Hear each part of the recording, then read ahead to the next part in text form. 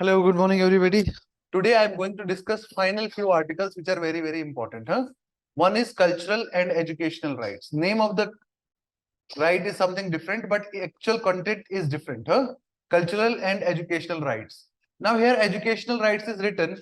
Please don't confuse it with a right to education. Please don't confuse it with right to education, because this is these two articles, Article 29 and Article 30. Article 29 and Article 30. These two articles are meant for the cultural and educational rights of minorities. Okay, because whenever the word culture comes, something related to minority groups with which are having their specific own culture, it is related to that thing. Okay, so it is not, it has got nothing to do with the right to education because it is related to minorities. Clear that? So what does Article 29 says? What does Article 29 says? Yes, conservation. Article 29 gives the right to minorities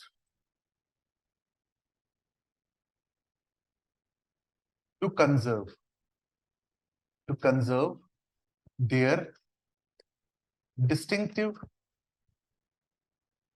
their distinctive language, their distinctive culture, their distinctive language, their distinctive culture, their distinctive script. Okay, their distinctive script, etc. Clear? Their distinctive script. Plus, if anybody has their distinctive language, their distinctive script, distinctive culture, it does not mean they cannot be admitted to the normal educational institutions run by state. No educational institution can deny admission or access to any children having their own distinctive language and culture. Language, script and culture. Language, script and culture. Plus right to seek education from educational institutions maintained by state. From educational institutions maintained by state. Okay, and this part is also applicable to minorities because other citizens all right to education के अंदर covered है. This is applicable to minorities. This is applicable to minorities. Okay, this where did I this I mentioned right of minorities. So the first part of Article 29 is a right. Okay, the second provision which I say right to seek education, this is a privilege. This is a privilege. Means they are privileged enough, they are not deprived, that they can get this education very easily. Very easily.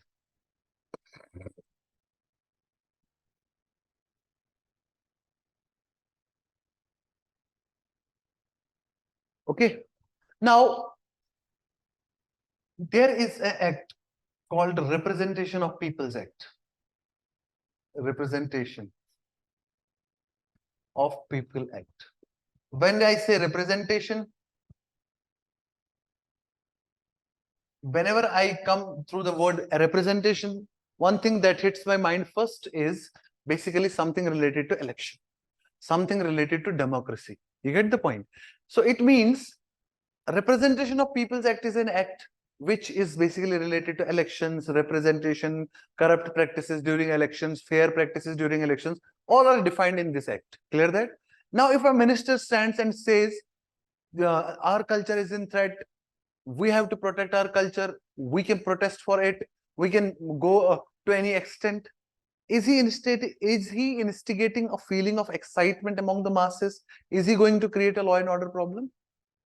Technically, maybe protests may lead to some law and order problem, but it is not defined as law and order problem under Representation of Peoples Act because of Article 29. That's why these political people, ministers, others are not banned from giving these statements of protection of their language, culture, or their identity, because Article 19 has guaranteed them this fundamental right. And it is not even considered as a corrupt practice under Representation of People Act 1951. It is not considered as a corrupt practice under Representation of People Act. Polarization during elections, very common thing. Okay, in mains you get a question, then everybody will write ये गलत है, masses polarized नहीं होने चाहिए, violence होता है, killings होती हैं, ठीक है.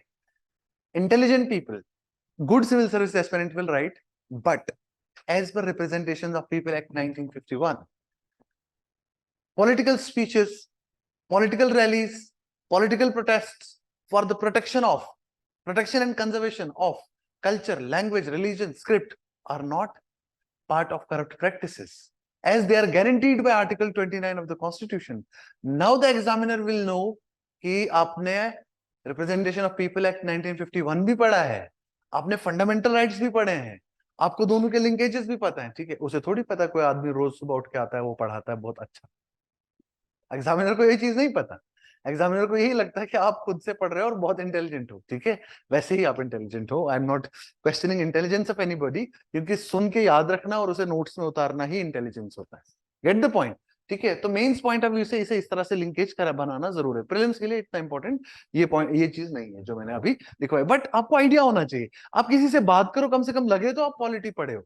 You get the point. Okay, now article 30. Now Article 30. Article 30 talks, first of all, Article 30 grants rights to minorities. Rights to, Article 30 grants some rights to whom? To minorities. Very important question. What sort of minorities Article 30 talks about? It talks about religious minorities, and it talks about linguistic minorities.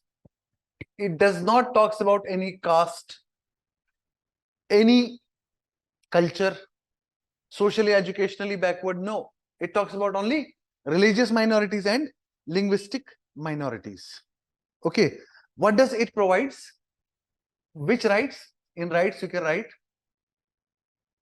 for their own educational institutions. When I say educational institutions, it means they can establish as well as they can administer. Okay, they can establish and administer. For their own educational institution, you can write establish and administer. They can establish and administer. Establish and administer. They can establish, point number one.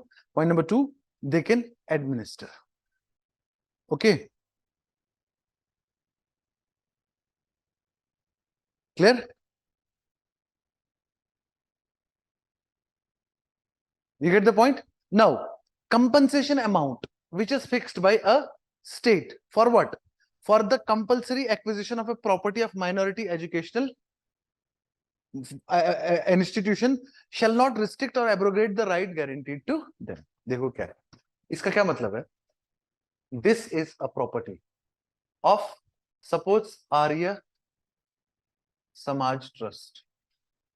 Okay, in Arya Samaj, suppose here some minorities, they are maintaining religious minority.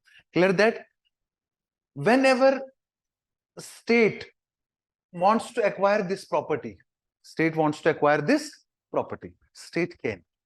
Okay, because right to property is not a fundamental right. Okay, and there is one amount called compensation amount, which is paid, compensation amount. Okay, now we will take this land where you have established a minority institution, and we will pay you a compensation amount. Once a compensation amount is paid, you are no more having a right to manage or administer this educational institution. But Article 30 says that this shall not be the case. Even if government acquires land around a minority educational institution and gives compensation to that minority educational institution. Still, wherever the educational institution is set up, the minorities shall have the right to maintain that, to administer that.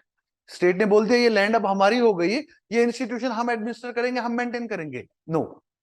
Compensation amount भी दे दिया minority institution को, तब भी no, because article 30 has guaranteed. You get the point, समझ में आया आपको? Article it basically provides protection to minority educational institutions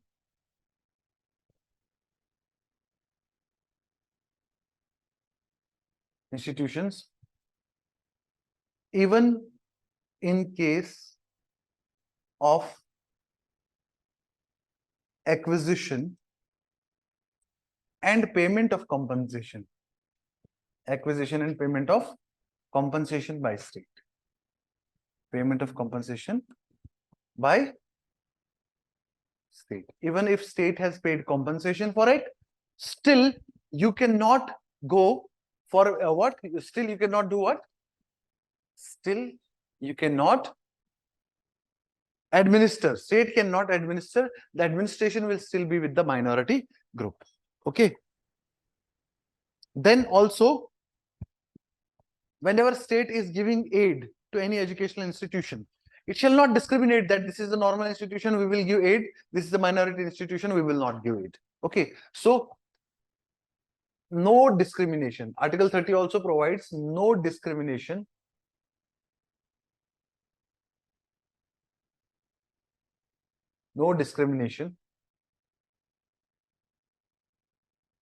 in grant and aid from state. Grant and aid from state to the minority educational institution. State shall not discriminate. State shall not discriminate. State shall not discriminate. Okay. Now, Article 30 has defined also this thing very clearly. What does the minority educational institution means? Article 30 has defined it very clearly. Okay. What does a minority educational institution mean? Minority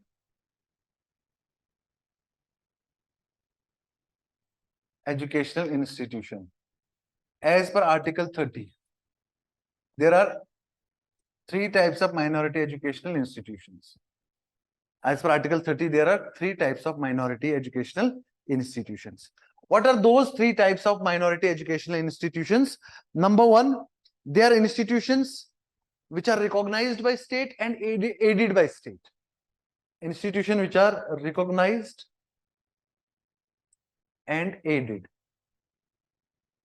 by state. जो state की recognition में भी है और state से वो help भी लेते हैं. ठीक है. Second is institutional recognized but not aided. Recognized but not aided by state. Recognized but not aided by the state. And the third one is neither recognized nor aided by the state. Neither recognized nor aided by state. Okay. Whether recognized or aided or only recognized by the state, these educational institutions can be subjected to regulatory provisions of the state. Syllabus, curriculum, books to be taught, exams when they can conduct the exams, when they have to conduct the exams. These conditions can be accepted from the state by these educational institutions. Administration will be by themselves only, but they can be subjected to the regulatory provisions from the state. So you can write the first two, can be subjected to the regulatory powers of the state. First two can be subjected to the regulatory powers of the state. Regulatory powers of the state. Powers of the state. Also write down with respect to what? With respect to what? Regulatory powers of the state with respect to what? Yes. With respect to syllabus, academic standards, discipline, staff hiring, etc. Okay.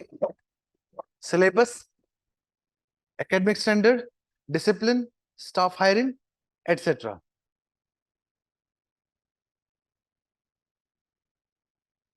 Okay. Now, these are not subjected to regulatory powers of the state. State cannot regulate, but yes, they are under they fall under the obligation of other laws. For example, Minimum Wages Act was earlier there. Minimum wages, how much you have to pay if you hire a peon or if you hire a sweeper for your school.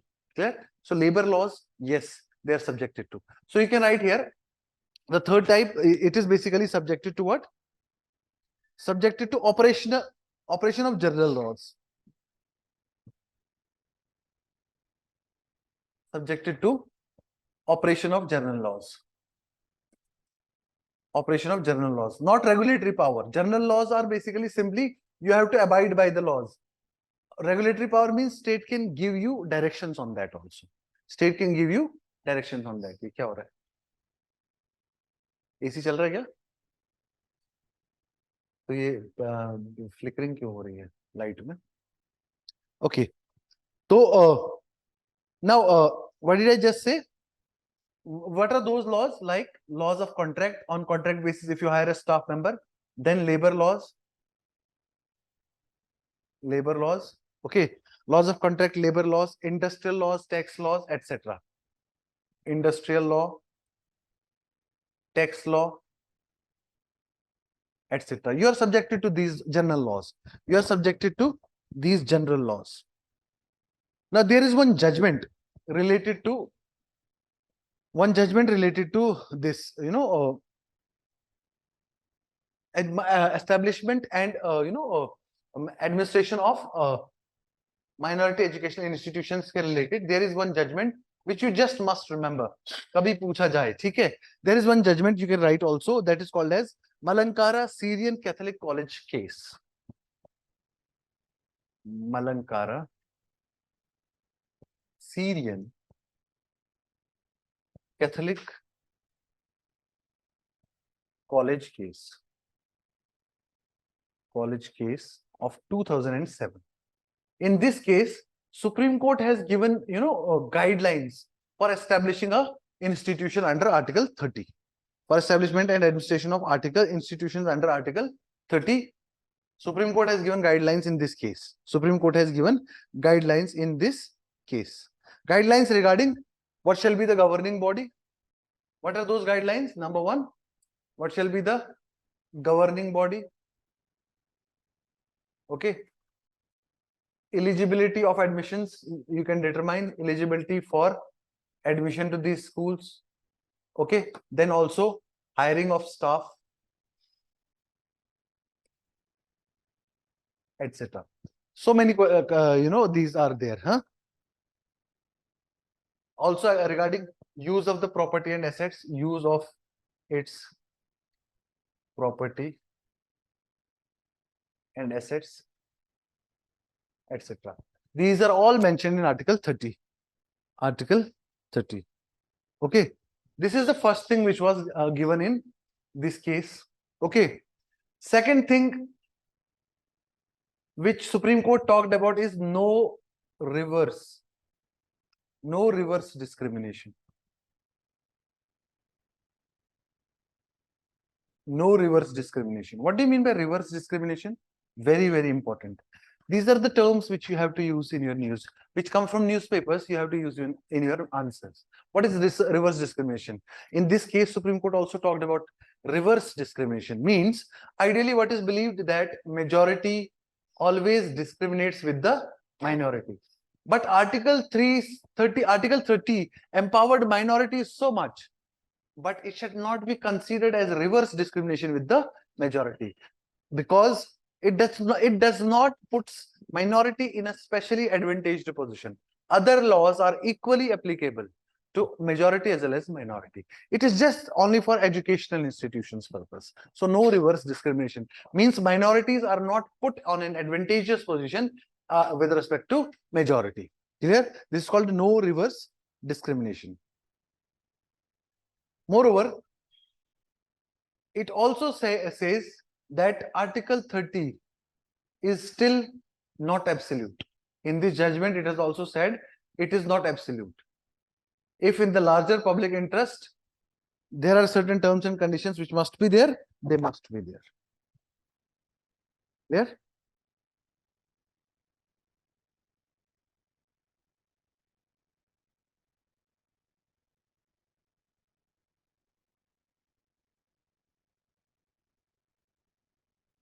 Clear?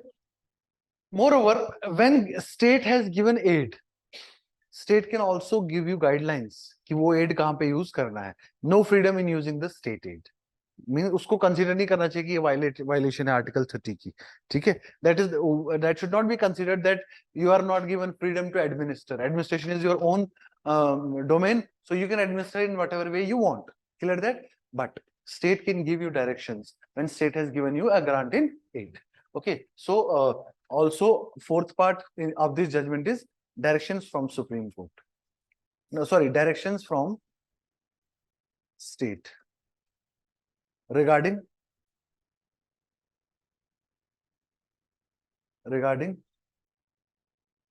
utilization of aid. Regarding utilization of aid. I hope it is very much clear to all of you. Any doubt kahin pe bhi kisi ko? Fundamental rights ka the most possible detailed discussion we have taken so far. This is all the summary of today's class. Okay. Anybody agar kisi ko screenshot lene ka man karta hai to you can take one. Clear? So this is how we have to complete Article 30, 29 and Article 30. Clear? Now we are going to have a discussion, detailed discussion on Article 32. Now you'll ask a question, why not Article 31? So you may mention a story of Article 31. Article 31 was right to, please write right to property. Okay, but it was repealed and made a legal right under Article 300A. Under Article 300A, wide Constitutional Amendment Act of 1978. Which constitutional amendment? Very good. 44th Constitutional Amendment. This has been a very favorite question of civil services, question makers. This has been a very favorite question of theirs for a long time.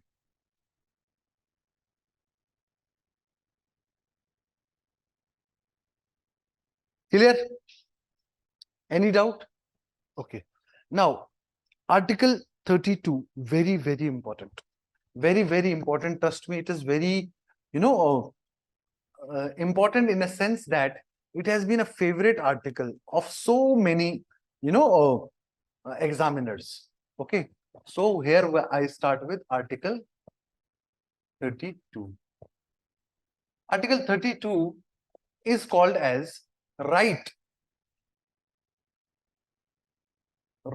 to constitutional remedies.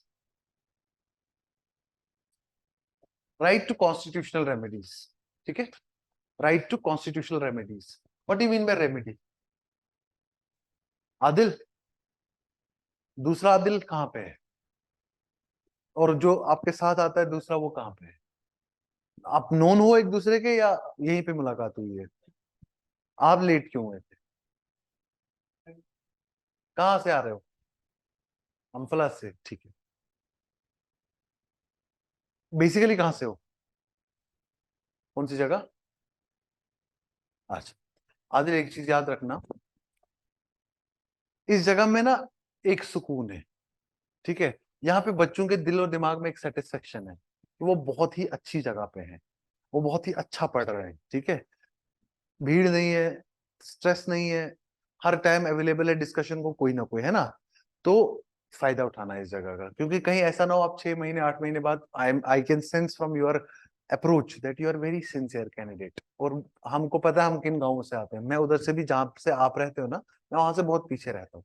हम उन गाँवों से जब आके ना यहाँ पे efforts देते हैं अपने, तो वी वांट रिजल्ट, ठीक है। तो इसलिए कोशिश करना कि अगर क्लास 9 बजे, आप आधा घंटा पहले निकल जाओ घर से। मेडोर में यहाँ पे आके 10 मिनट बैठना इज, अभी मैं एक पॉज के बाद ना क्लासेस रिज्यूम किया हूँ, तो डिले हो रहा है, कल भी डिले हुआ था, परसों भी हुआ था, आज थोड़ा कम हुआ। आज तो वो भी नहीं चांसेस था डिले होने का, लेकिन वो कम इसलिए आज हो गया फिर भी डिले, क्योंकि मैं 14 मिनट एक जगह पे फंस गया जाम में, एक जगह पे 14 मिनट्स, ठीक है। तो आज मैं इस वजह से थोड़ा ज्यादा ही डिले हो गया, वरना आज 5 से 7 मिनट बाद मैं क्लास शुरू कर देता 10 बजे। और रोज आगे ऐसे, और आगे और अर्ली मॉर्निंग क्लास होगी, 8 o'clock क्लासेस होंगी, फिर कैसे करोगे तब, है ना। तो क्लास, और जो आपके साथी है ना, इनको भी बता देना क्लासेस नहीं छोड़नी, ये बिल्कुल हार्मफुल है आपकी सेहत के लिए, ठीक है। बाकी ये जो है ना, बाकी लोग जैसे आपके, आप देखते होंगे पहले कमल आता था, या वो आता था, गजनी का नाम क्या है उसका, अभिषेक आता था, ठीक है। अब वो नहीं आ रहे हैं, ठीक है, लेकिन वो अब सारा पढ़ चुके हैं, अब वो घर में बैठ के रिविजन ही सिर्फ करेंगे, कोई दिक्कत नहीं है, ठीक है। हाँ, यहाँ पे भी मैं बोल रहा हूँ, ऑनलाइन वाले लोग जो आ सकते हैं वो लोग आओ, जो आ सकते हैं 100 times I will tell you to come, ठीक है। क्योंकि अपार्ट फ्रॉम क्लास और कई सारी चीजें डिस्कशन होती है, ठीक है। हाँ, तो आदिल, आप जो छूट गया है मानसी से या विशाली से नोट्स ले लेना, ठीक है। आरची से भी ले सकते हो और शिखा से भी ले सकते हो, ठीक है, किसी से भी ले सकते हो अमंग ऑल ऑफ देम, ठीक है। So right to constitutional remedy, what do you mean by remedy? Remedy मतलब होता है इलाज, ठीक है। इलाज वो जो कॉन्स्टिट्यूशन ने आपको प्रोवाइड किया, किसके लिए? For violation of fundamental rights, for violation of fundamental rights. अगर किसी का फंडामेंटल राइट वायलेट हुआ है, अगर किसी का फंडामेंटल राइट एब्रोगेट हुआ है, ठीक है, this is called right to constitutional remedies, okay.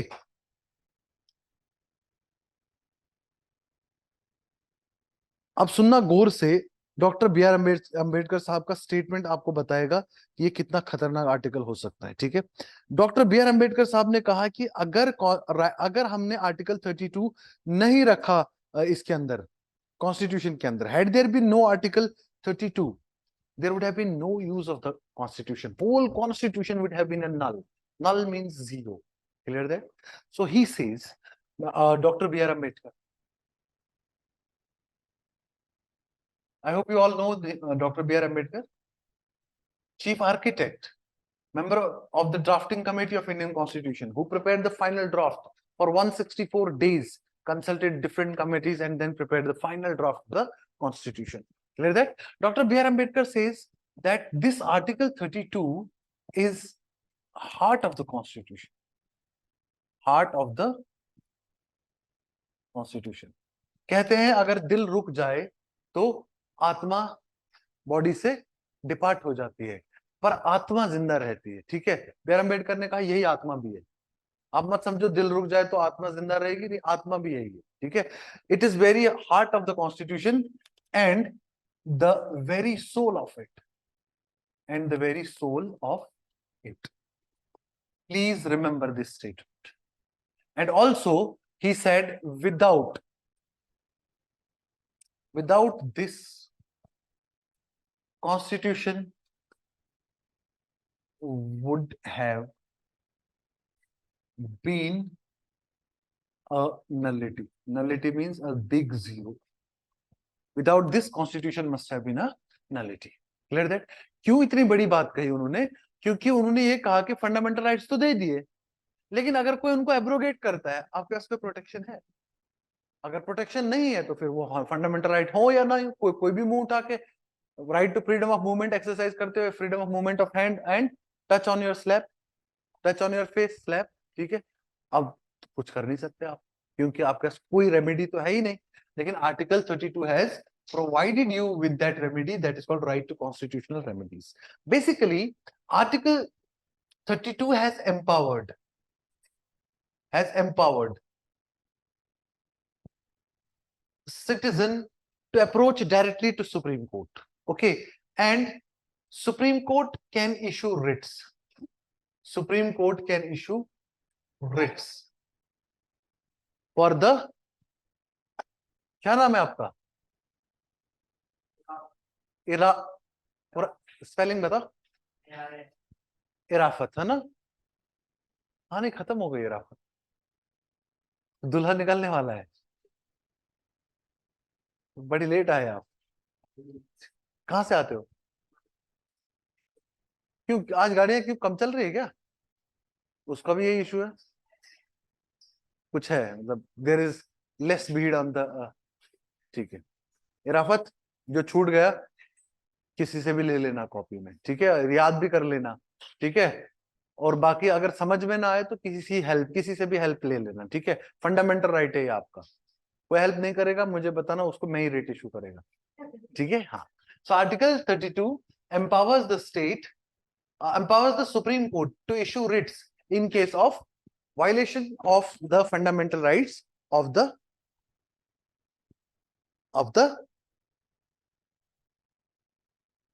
citizen or any organization or whatever. Okay, also Supreme Court has ruled that Article 32 is the basic feature or basic is the part of basic structure, is the part of basic structure of the Constitution, is the part of basic structure of the Constitution. Article 32 is the part of basic structure of the Constitution. Okay. Now, please understand, teachers पे मुझे problem मेरे साथ कहाँ आती है कि मैंने देखता हूं कुछ टीचर्स क्या पढ़ाते हैं, बस आर्टिकल 32 उनके डिस्कशन में हो गया, ठीक है, बट कहानी यहां नहीं है, कहानी बहुत आगे तक है. आर्टिकल 32 इतना पावरफुल आर्टिकल है, ये 3 बड़ी एजेंसीज को एम्पावर करता है, ठीक है. पहले ये एम्पावर करता है सिटीजन को, फिर ये एम्पावर करता है सुप्रीम कोर्ट को, फिर ये एम्पावर करता है पार्लियामेंट को, ठीक है. वैशाली 4th टाइम पॉलिटी पढ़ रहे हो? पता था तुम्हें इस तरह से 3 लोगों को एम्पावर करता है. हाँ ठीक है, सुप्रीम कोर्ट को तो ये करता है एम्पावर कि आप रिट्स इशू कर सकते हो. हाँ, citizen can move to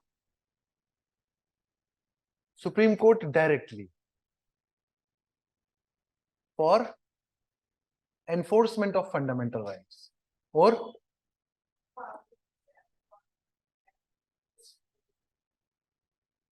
parliament किसी भी कोर्ट को एम्पावर कर सकता है. पार्लियामेंट किसी भी कोर्ट को क्या कर सकता है? एम्पावर कर सकता है रिट्स इशू करने के लिए. पार्लियामेंट कैन एम्पावर किसी भी, मतलब सबऑर्डिनेट कोर्ट्स को can empower subordinate courts to issue writs. Writs in all cases or writs for only for enforcement of fundamental rights? Writs for enforcement of fundamental rights. Writs for enforcement of fundamental rights.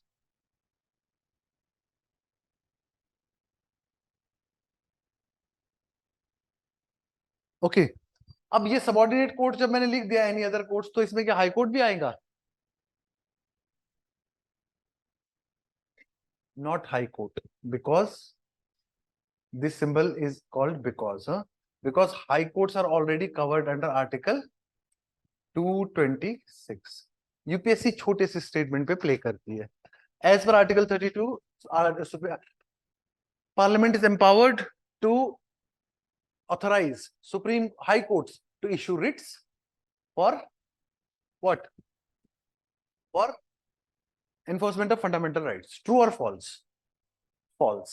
High court nahi, subordinate courts, other courts. Also the term subordinate courts की जगह other courts भी use कर सकते हो, लेकिन other courts में you have to mention excluding supreme court क्योंकि supreme court का ओरिजिनल ज्यूरिसडिक्शन है। दूसरा, excluding high courts because high courts का भी ओरिजिनल ज्यूरिसडिक्शन है। क्या ये आर्टिकल किसी भी टाइम पे,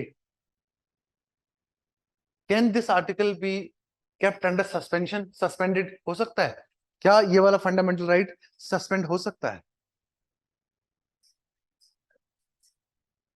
मान लो एक इंडिविजुअल है, वो सुप्रीम कोर्ट जा रहा है, ठीक है, क्या उसको उसका सस्पेंड किया जा सकता है कि आप नहीं जा सकते supreme court? No, this right can never be suspended. Okay, the right to move to supreme court, right to move to supreme court can't be suspended. अच्छा, जब right to move to supreme court suspended नहीं है तो क्या supreme court की power to issue writ suspend हो सकती है? सुप्रीम कोर्ट की power to issue writs can not be suspended. ये सस्पेंड नहीं हो सकता, ये भी सस्पेंड नहीं हो सकता। क्या ये सस्पेंड हो सकता है? हो सकता है। पार्लियामेंट को अथॉरिटी जो है हाई कोर्ट्स को या अदर कोर्ट्स को अथोराइज करने की कि आप रिट्स इशू कर सकते हो, ये वाली पार्लियामेंट की power can be suspended, can be suspended. Which article says this? Article 359।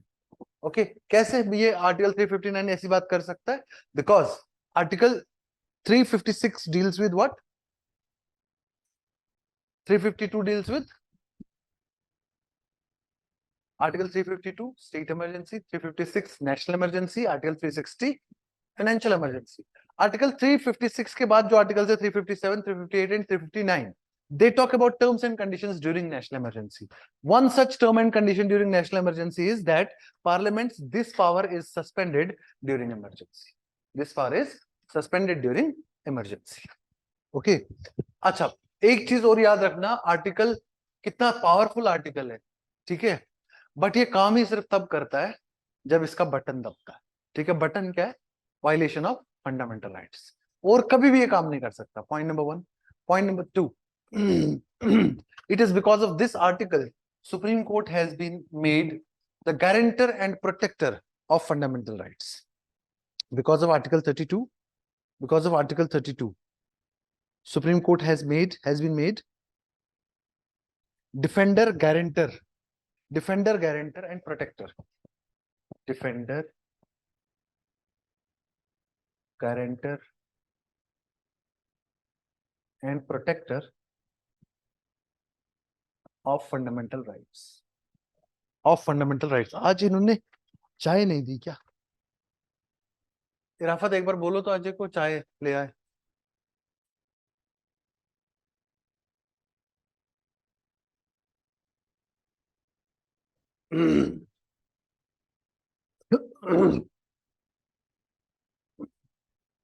किसमें? हमारे कंट्री में उतना ज्यादा जुडिशियल एक्टिविज्म है नहीं।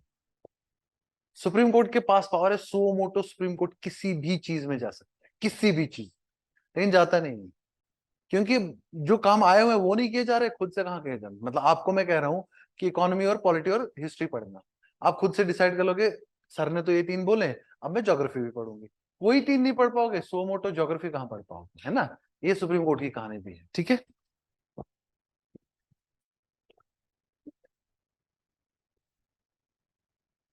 और article 32 is basically part of original jurisdiction of Supreme Court. It is part of original jurisdiction of Supreme Court. Means ये originally Constitution ने Supreme Court को provide करी है original jurisdiction of Supreme Court. It is the original jurisdiction of Supreme Court. Part of original jurisdiction of Supreme Court. Clear है? यहाँ पे मैंने ना एक चीज का, एक वर्ड का यूज किया, that is called writ. That is called writ. ठीक है, तो मुझे यहाँ पे रिट्स का इमीडिएटली डिस्कशन कर लेना चाहिए, ठीक है, कि सुप्रीम कोर्ट और हाई कोर्ट दोनों रिट्स इशू कर सकते हैं। पहली तो बात याद रखना, पहली तो बात याद रखना, both supreme court and high court can issue Ritz for this matter. Okay, ये वाला टेबल आपके लिए बहुत ज्यादा इंपॉर्टेंट होने वाला है।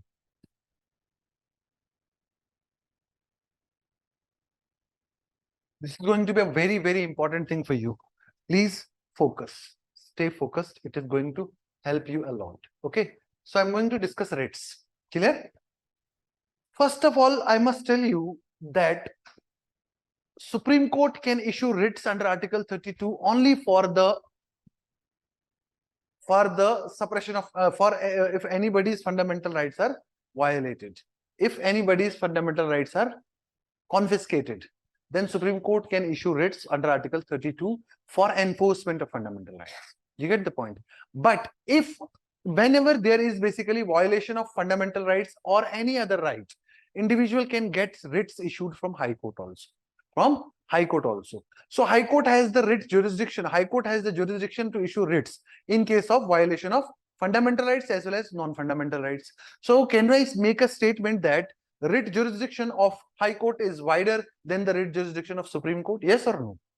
Very much yes. Sir. Okay. This is only one exception where High Courts have been given more powers than Supreme Court. Clear that? So High Court writ jurisdiction of High Court is more than Supreme Court. Okay. So writs are issued by High Court under Article 32 and by Supreme Court. Otherwise, High Court under Article 226, Supreme Court under Article 32.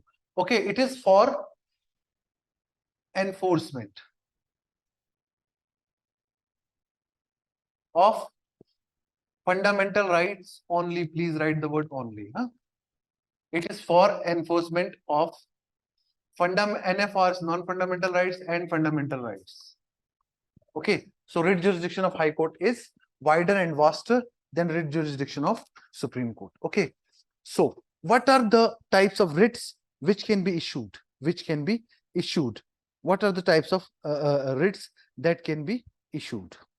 Okay, there are originally in the Constitution there are 5 types of writs, but yes, one special type of writ is also there, that is called injunction, which is not mentioned in the Constitution, but yes, I will tell you that also. Okay, the first writ is called habeas corpus. Habeas corpus. Second writ is mandamus. Third writ is certiorari, and then Prohibition. Then quo warranto, and then a writ of injunction. Okay. These are the types of writs which are issued by judiciary for certain purposes. Now, what you have to understand in writs, इतनी writs पढ़ा के, ठीक है, मतलब I have been teaching writs since 2014, ठीक है, जिस साल मैंने सिविल सर्विसेज का एग्जाम क्वालिफाई किया उस साल रिट्स का क्वेश्चन प्रीलिम्स में आया था, ठीक है, उससे पहले भी मैं 5 साल से पढ़ा रहा था रिट्स को, ठीक है, वो क्वेश्चन गलत हो गया मेरे से, ठीक है, वो गलत क्यों हो गया? क्योंकि यूपीएससी के twist, you never know UPSC का ट्विस्ट किस तरीके का होता है, ठीक है, वो था इशूइंग अथॉरिटी और टू बी इशूड अगेंस्ट, इसके बीच का, ठीक है, तो just because I didn't read it very properly, who issues and against whom it is issued, और वहां पे लिखा था judiciary, higher judiciary, lower judiciary was not distinguished, that confused me and I marked the wrong answer, ठीक है, इससे क्या समझ में आता है? इससे समझ में आता है नॉलेज ही सिर्फ इंपॉर्टेंट नहीं है, प्रैक्टिस भी इंपॉर्टेंट है। मैं प्रैक्टिस नहीं करता था, ठीक है, पढ़ता था, पढ़ाता था, प्रैक्टिस नहीं करता, खुद कभी भी ऑब्जेक्टिव सॉल्व नहीं करता था, इसलिए ऑब्जेक्टिव पॉइंट ऑफ व्यू से आज तक very weak I have been throughout, ठीक है, प्रैक्टिस से आते हैं ऑब्जेक्टिव में कमांड। आपके लिए एक यहां से एक मैं पॉइंट बता रहा हूं, जो पढ़ते हो उससे रिलेटेड जितने भी क्वेश्चंस आए हैं पेपर में, वो प्रीवियस ईयर क्वेश्चन सॉल्व करो, ठीक है, अपने आप से पूछो कि क्या क्या क्वेश्चन बन सकते हैं, ठीक है। अब ये हेबियस कॉर्पस, पहले तो रिट का लिटरल मीनिंग लिखना है आपको। हेबियस कॉर्पस का मतलब क्या है? To have a body of, किसकी body? Please remember this habeas corpus writ is available for the detained. To have a body of the detained, or also called as detainee, one who has been detained by some authorities. Okay, to have a body of. To have a body of. Clear? What does this mean? This, who issues this writ? Habeas corpus, who issues this writ? I am writing. Judiciary issues. अब जब मैंने आप बता दिया judiciary issues, इसका मतलब high court भी issue कर सकता है, सुप्रीम कोर्ट भी इशू कर सकता है, और अगर पार्लियामेंट ने किसी सबऑर्डिनेट को एम्पावर किया है वो भी. व्हेन आई से जुडिशरी इश्यूज, मतलब कोई भी इशू कर सकता है. It is issued by judiciary. Against whom? It is issued against government or private. Not government, you please write public. Against public or private individuals / authorities. Public, private, individual / authorities. It can be issued against public or private individuals and authorities. इसका मतलब अगर कोई government official किसी का fundamental right violet करता है, सिर्फ तब नहीं इशू होती रिट. कौन सी वाली? Writ of habeas corpus. To have a body of मतलब क्या है? ये कहता है कि अगर किसी बंदे को डिटेन किया है, उसकी बॉडी लोकल मैजिस्ट्रेट के सामने लेकर जरूर जानी है. ठीक है? या जुडिशरी कहेगी कि हमारे पास लेकर आओ उस बंदे को, आपने डिटेन किया तो. ठीक है? अगर वो डिटेंशन इलीगल पाई जाती है, अनलॉफुल पाई जाती है, judiciary has all the powers to set that individual free. Clear that? But judiciary does not set an individual free in 4 cases. Number 1, if the detention is lawful. अगर तो सही कानून के हिसाब से उसका डिटेंशन बनता था और डिटेन किया गया है. ठीक है? Number 2, if the detention is for contempt of court. Court का उसने कोई ऑर्डर नहीं माना है. If the detention is preventive,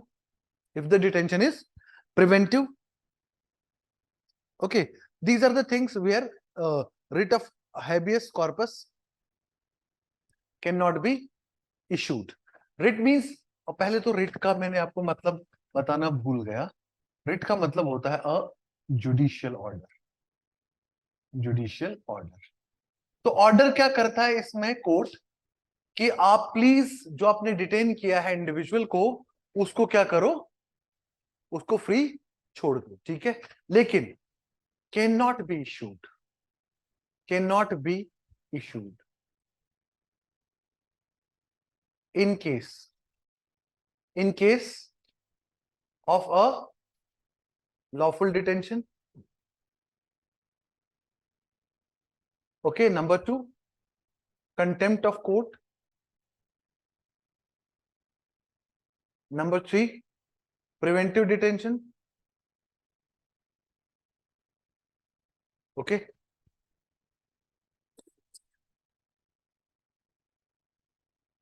In these cases, writ of habeas corpus cannot be issued. Okay. Next is writ of mandamus. Mandamus literally means what? Yes, mandamus literally means we command. Acha, when we say we command, the command is given by higher authorities to lower authorities or lower authorities to higher authorities? Yes? By judiciary to officials. Yeah, judiciary is a higher authority. It is issued by judiciary. When I say judiciary, it means higher judiciary, lower judiciary, both. Issued by judiciary and issued against public authorities. Public authorities, individuals or office. Basically, it is a command issued by judiciary that you have been asked to perform this duty, you are not performing this duty. Why not? Please perform. Clear? So mandamus is a judicial command, you can say. Mandamus is a judicial command. Mandamus is a judicial command. Okay. Mandamus is a judicial command.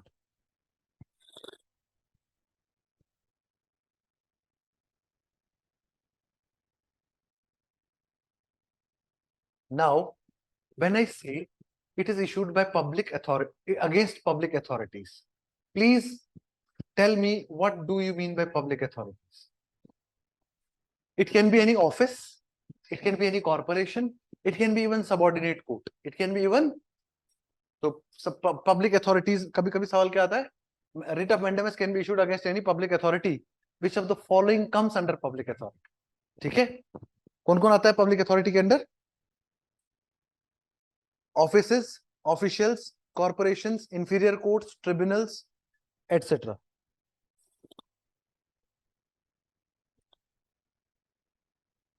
We can say bureaucrats वगैरह. Yeah, it can be issued also bureaucrats, government officials, not only bureaucrats, even MTS, multitasking staff also.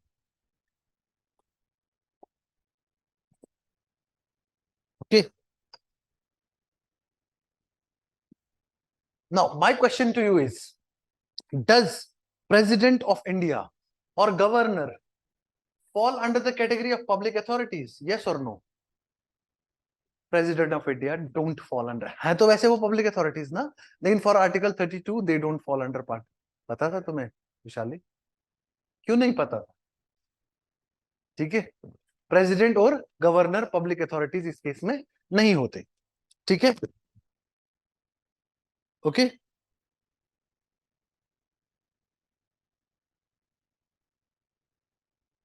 अच्छा, chief justice of India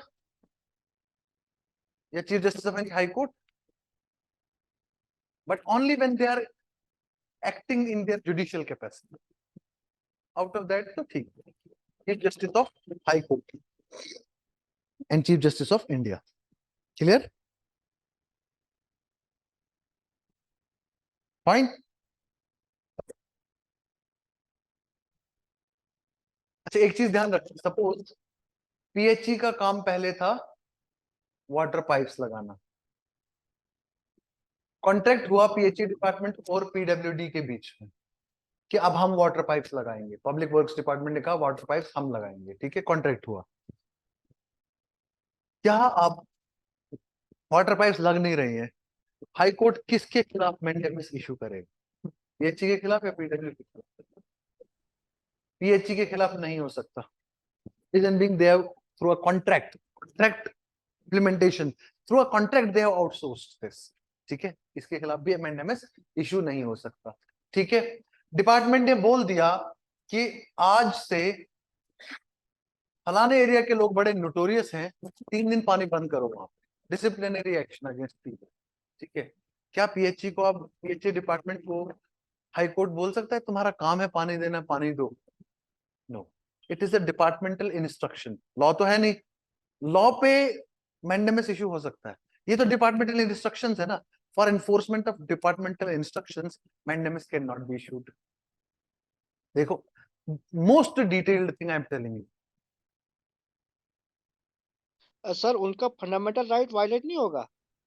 हाँ, fundamental right violet होगा, पर fundamental rights जो है वो basically मैंने आपको बताया ना, क्वालिफाइड है. किसी टाइम पे गवर्नमेंट आपको बोल देती है ना कि आप घर में रहो, बाहर मत निकलो. अब उस टाइम पे राइट टू फ्रीडम तो आपका वायलेट हो ही रहा है, लेकिन राइट टू फ्रीडम वायलेट हो रहा है तो फिर भी आपको जो है वो आपकी बेटरमेंट के लिए है. तो पीनल एक्शन के टाइम पे तो हर टाइम ही, मतलब अगर आप पुलिस वाले डंडा मार रहे हैं मुझे, तो वो भी मेरा फंडामेंटल राइट का वायलेशन है, पर मैंने ऐसा कुछ किया होगा तो मेरे को डंडा पड़ रहा है.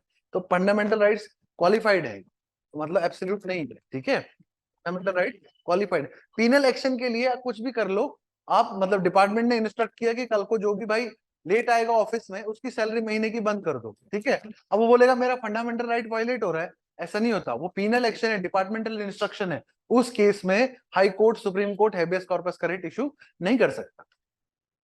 समझ में आया इश्तियाक? Yes sir. ठीक है, कोई डाउट है इसमें अभी? Yes, anybody, any doubt? Okay, so this was mandamus for you. Now prohibition. Prohibition.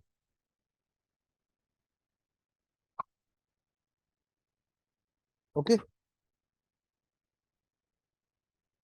Now writ of in mandamus के साथ मुझे लगता, what I feel is that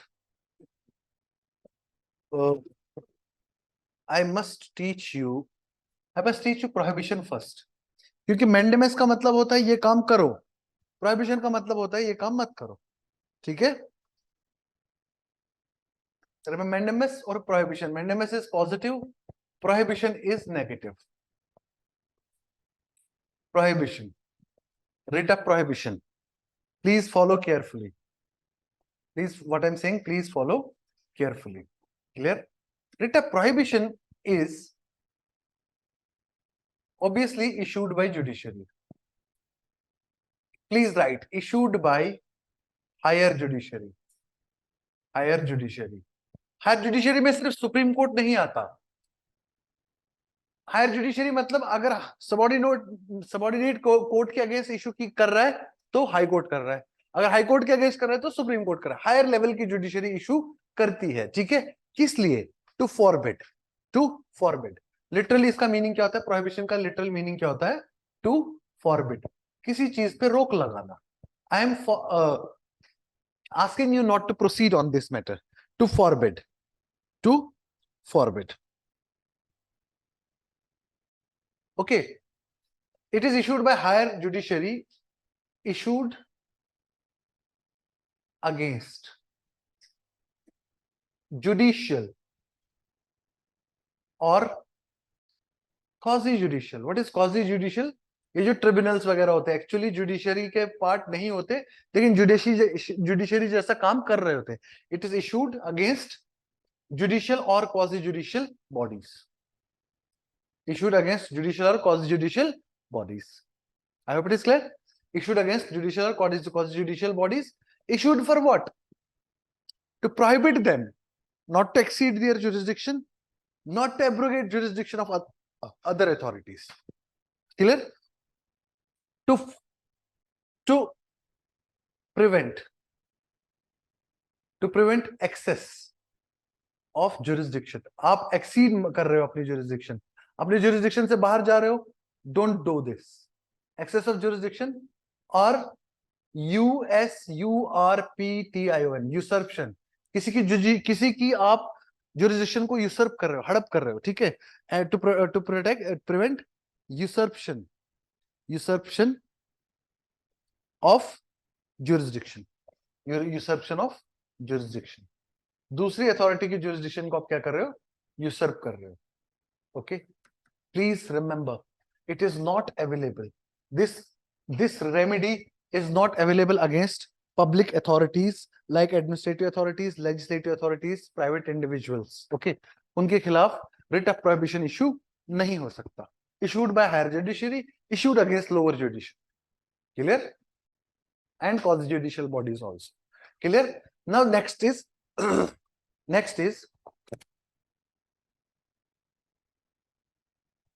certiorari. Next is certiorari. What does the writ of certiorari means? क्या होता है certiorari? Certiorari का मतलब होता है to be certified. To be certified. Certified regarding what? Certified regarding what?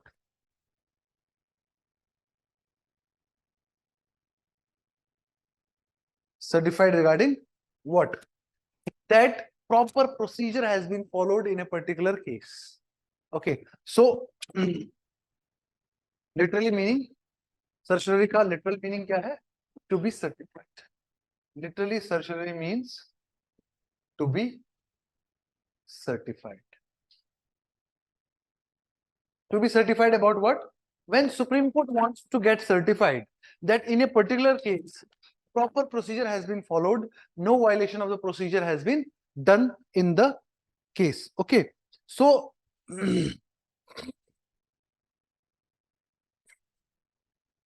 certiorari, who issues certiorari? बाकी point same है. It is issued against judicial and quasi-judicial bodies. It is issued by higher judiciary against lower judiciary. Clear? ये point भी same है. Point number 1 यहाँ पे to be certified. Point number 2 यही वाला लिख लेना. Point number 3 यही वाला लिख लेना. Point number 4. Point number 4. यहाँ पे क्या लिखा है? Preventive. तो इसका मतलब prevent का मतलब prohibition is a writ which is preventive in nature. Which is preventive in nature. ये प्रिवेंट करती है. कौन सी? प्रोहिबिशन की रिट प्रिवेंट करती है कोर्ट्स को, ताकि वो अपनी जुरिसडिक्शन एक्सीड ना कर सके. अच्छा, एक्सीड किया है या नहीं किया है ये चेक करना हो अगर सुप्रीम कोर्ट को, तब वो प्रोहिबिशन नहीं इशू करेगा, तब वो सर्शियरी ऑर्डर इशू करेगा. क्या? I want to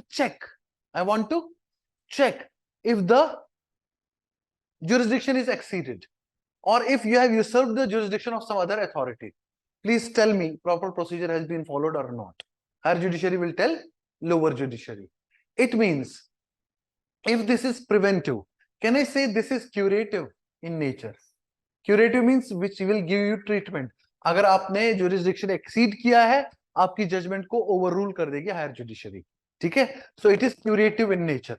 Certiorari is curative in nature. कभी कभी क्वेश्चन आता है, बच्चे सोचते हैं क्यूरेटिव कैसे? How is it? Yes, certiorari is curative, mainly curative, but also preventive. Curative and preventive as well. Curative and preventive as well. It is but prohibition is preventive only. Prohibition is preventive only. Prohibition is preventive only. Prohibition is preventive only. Fine. यार जाकिर को बुलाना. Fine. Let it be.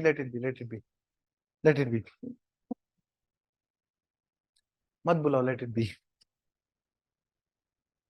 हाँ. So prohibition is what? Only preventive, whereas certiorari is preventive as well as curative in nature. Okay. यहां पे मैंने क्या लिखा? It is issued only against judicial and quasi-judicial bodies. Okay. यहां पे point number 5 लिख लो. एक बहुत जबरदस्त exception है. In 1991, Supreme Court ruled that this can be issued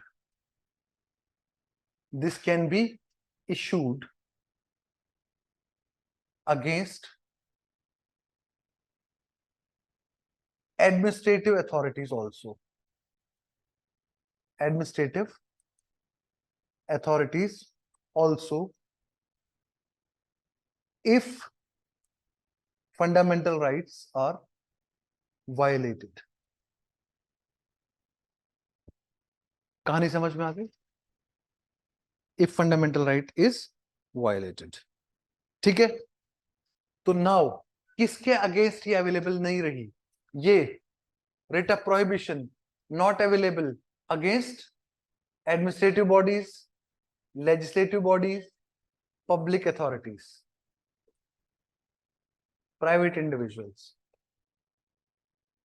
और ये वाली administrative bodies काट के it is not available against legislative bodies, not available against public or private individuals.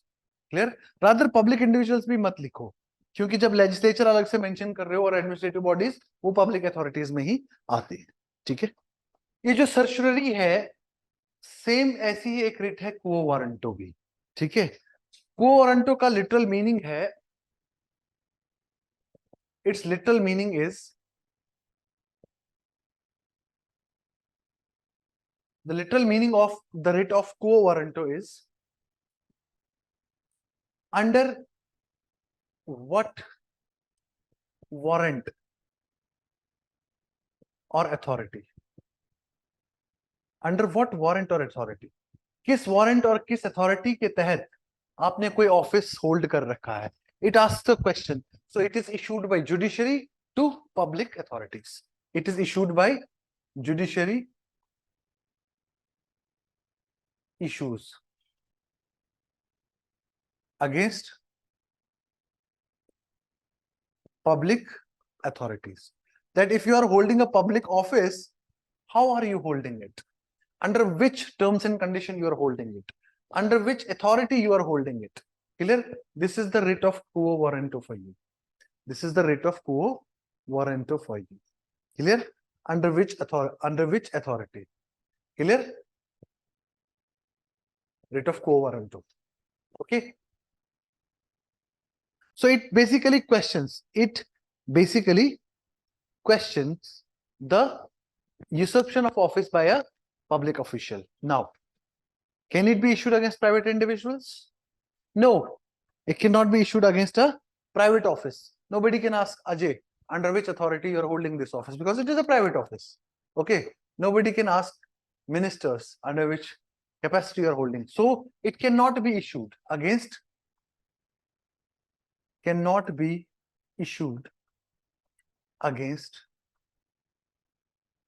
ministerial offices. Cannot be issued against ministerial offices / private offices. Private offices. Okay. Now, what is writ of injunction? It is issued by judiciary. When I say judiciary, higher judiciary, lower judiciary, all.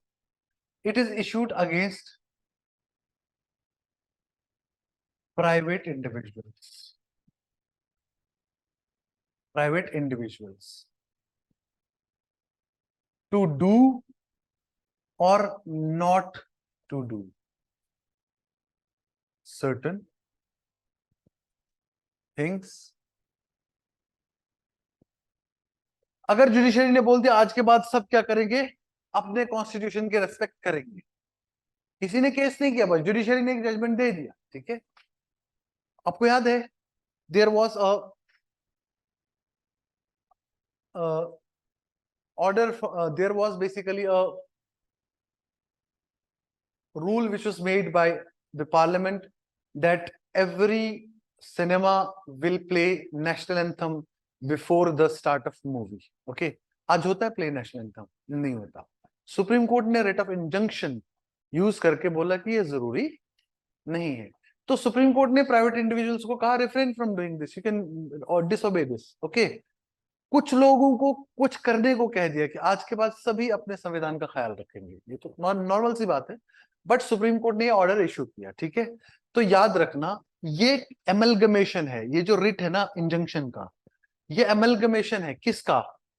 Prohibition मत करो और कोअरेंटो, सर्शररी and mandamus. Mandamus और prohibition ये दो Ritz का combination है, but for private individuals. जो writ of injunction है वो मैंडेमस और प्रोहिबिशन का कॉम्बिनेशन है for private individuals. Court issue कर सकता है प्राइवेट इंडिविजुअल्स के लिए टू डू और refrain from doing certain things. Clear? इस तरह से रिट के ऊपर जितना भी ज्ञान मैं आपको दे सकता था मैं दे चुका. अब आपको कोई सवाल पूछना है तो आप पूछ सकते हो. This is all the gyan available on writs. So this is all the gyan available on writs. बताओ किसी को कुछ और पूछना है? Yes, anybody?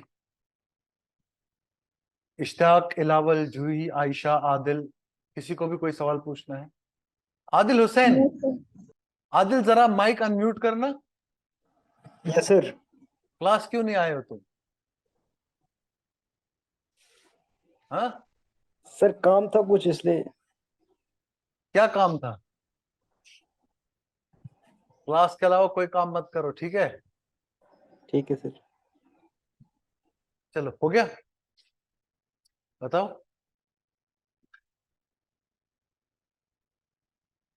समझ में आ रहा है? कोई इशू तो नहीं आ रहा? तो इस तरह से आपका फंडामेंटल राइट्स पे for all practical purpose discussion खत्म. ठीक है, अब थोड़ा सा दो तीन चीजें आपको देखनी है. ठीक है, one is article 33 which is related to fundamental rights and armed forces. Article 33 is related to fundamental rights and armed forces. Armed forces के लिए फंडामेंटल राइट्स ऐसे अवेलेबल नहीं है जैसे बाकी सिटीजन्स के लिए अवेलेबल है, ठीक है? Because article 33 empowers the parliament. It gives powers to parliament. First of all, it empowers parliament. Empowers the parliament to abrogate, modify, restrict fundamental right to people of armed forces, paramilitary forces, police forces, intelligence agencies, etc. etc. But this power is available with parliament only. कहां पे game खेलता है UPSC? It empowers parliament and state legislature. No, it empowers only parliament, not state legislature. तो जहां पे click हो ना main, वो चीज को पकड़ना चाहिए. It empowers only parliament, not the state legislature. Why is it so? Because point number one, they are dealing with the security of the nation. Point number two, for dispensing of their duties, certain fundamental rights are to be restricted to them. Okay, clear? And what about Article 34? Okay, huh. When we say armed forces, does barbers come in that category? Barbers, carpenters. Yes. Sir, barbers who are working in that force. Excellent. Barbers associated with armed forces, carpenters associated with armed forces. Normal name. Okay? Those officials which are associated, even barbers, they are cooks also. उनके जो cooks होते हैं armed forces में, वो भी. Clear? All. Mechanics भी होते हैं, चौकीदार, boot makers, tailors, etc. All. देखो, armed forces में दो तरीके के officials होते हैं. One is called combats. Second is called non-combats. Non-combats means जो combat armed forces में जो duties जो miscellaneous auxiliary services provide करते हैं armed forces को. Combats are also known as COMBATANTS, combatants, and they are also called as non-combatants.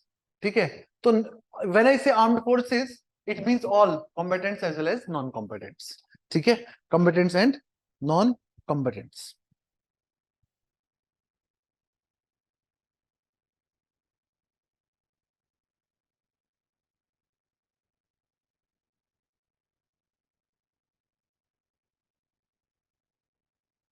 Okay, then Article 34. Article 34. Okay, it basically provides for restrictions on fundamental rights during martial law. Article 34. Restriction on fundamental rights during martial law. What is martial law? What is martial law? What is martial law? My question to you is, what is martial law?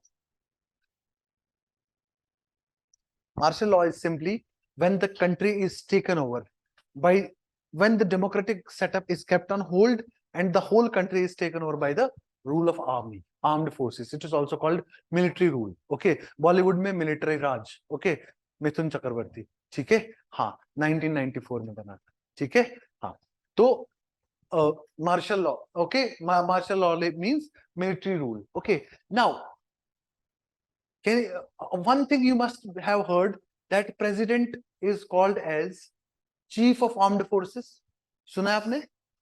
अगर आपने नहीं सुना होगा, अभी बसंत रथ का एक speech आया था पिछले 2-4 दिन पहले कि मैं चीफ ऑफ आर्म्ड फोर्सेस से कहना चाहता हूं मुझे डिसमिस करो from service. Basant Rath IPS of Jammu Kashmir. ठीक है, एक्स आईपीएस. ठीक है, तो president is chief of armed forces. तो प्रेसिडेंट रूल को मार्शल लॉ क्यों नहीं बोल सकते? क्योंकि वो भी तो चीफ ऑफ आर्म्ड फोर्सेस है ना.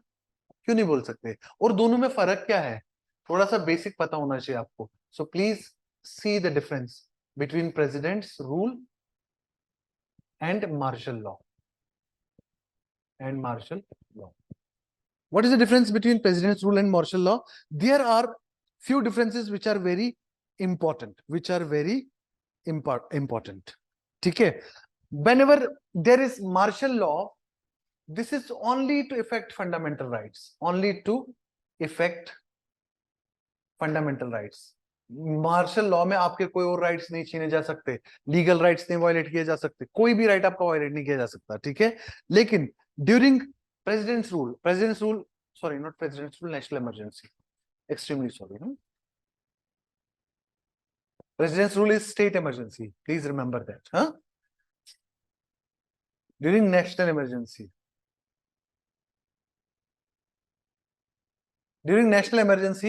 not only fundamental rights but also fundamental rights plus other rights can also be abrogated, changed, modified or kept at abeyance. Okay, when military takes over, okay, government remains suspended. When military takes over, it suspends government and ordinary laws. लेकिन during presidents rule ऐसा कुछ नहीं होता, government भी रहती है और ordinary laws भी रहते हैं, गवर्नमेंट भी रहती है और लॉ भी रहते हैं. नाउ नेशनल इमरजेंसी को डिक्लेयर करने के कितने ग्राउंड्स होते हैं? 3. कौन कौन से? War, external aggression and armed rebellion. और इसको डिक्लेयर करने के कौन कौन से ग्राउंड्स होते हैं? Any breakdown of law and order, किसी भी वजह से any breakdown of law and order. Okay, any breakdown of law and order. Okay,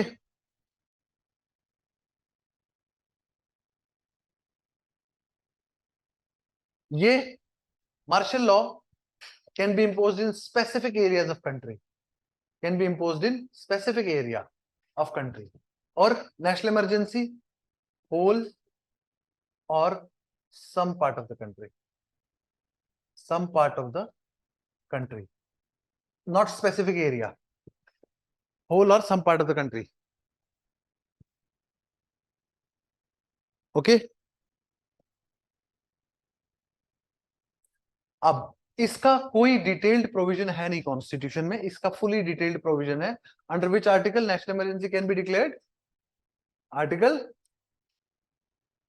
352, national emergency 356, state emergency और president's rule, and also 360 financial emergency. पढ़ाऊंगा मैं जब emergency powers of president, I will tell you. ठीक है, हाँ.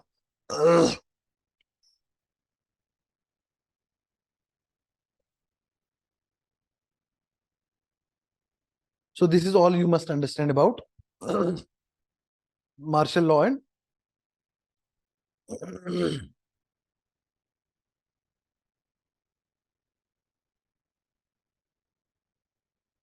clear?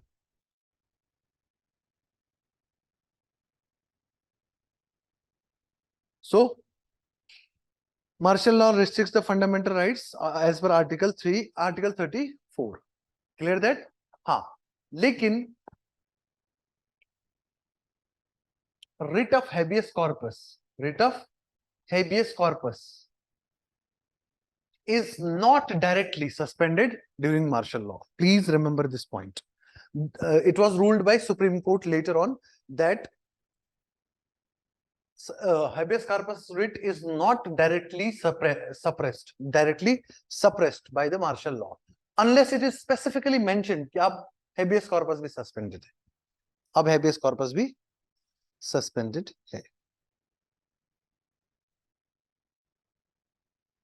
Okay, then Article 35 में special provisions दिए गए, स्पेशल पावर्स दिए गए किसको? पार्लियामेंट को. क्या, किस चीज के? To make any law for giving effect to fundamental right. Article 35 empowers the parliament to make laws to give effect to fundamental right. Empowers the parliament to give effect to fundamental right.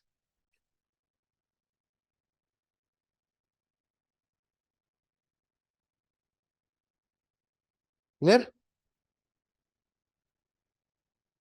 Even for prescribing punishment for violation of fundamental rights, Parliament can make law. Under Article 35, ठीक है? जैसे किसी ने untouchability practice करा है, Parliament makes the laws. Parliament makes the laws. From Article 35, Article 35, you must understand that judiciary is the protector of fundamental rights. Okay, but to ensure punishment for fundamental rights, it is the legislature which makes the laws. So there has been a fine balance between legislature and judiciary also in our country. Clear that? Although judiciary has been kept separate.